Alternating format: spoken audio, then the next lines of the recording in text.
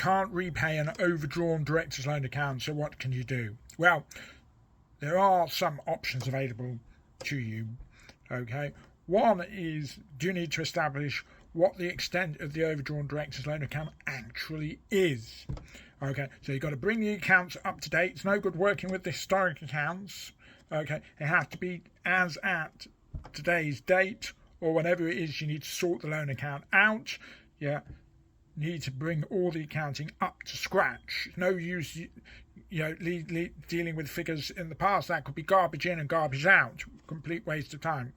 So you then need to consider what may be missing from the accounting ledger in terms of payments that you've made on behalf of the company, and anything else as part of your bringing it up to date.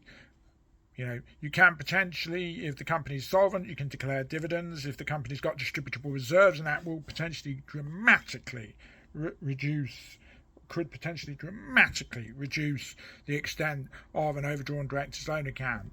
Look at the expenses. If necessary, vote a salary dividend bonus, pay the tax, obviously, and provide for it, but you put it on the payroll, and that again can dramatically potentially reduce the level of the overdrawn director's loan account. Potentially very useful indeed.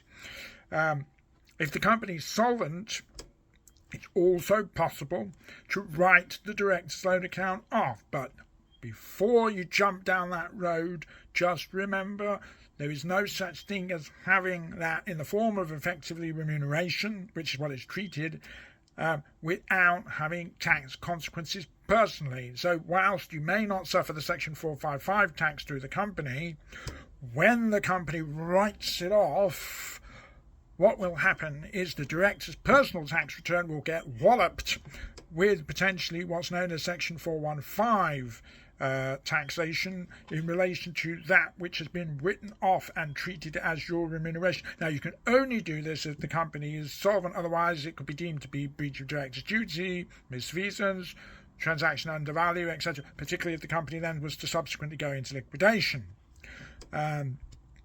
Ultimately, if you cannot repay the overdrawn director's loan account and the company is insolvent and the company can't continue to trade, then liquidation is going to have to be a consideration in terms of dealing with it. The liquidator will come along, deal with all the issues associated with the overdrawn director's loan account, and so on. But ultimately, it's a different person dealing with the overdrawn director's loan account, but the principles remain the same in terms of what you can do, except for the fact that if it's an insolvent liquidation, there will be no dividends declared, there will be no salary, because obviously the company will have ceased trading. What the liquidator may have to do, depending on the director's means, he may have to accept that it's not going to be fully recovered.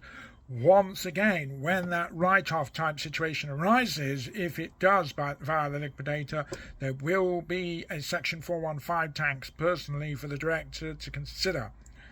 Questions, queries, concerns, give us a shout. Widow Insolvency Inside Out.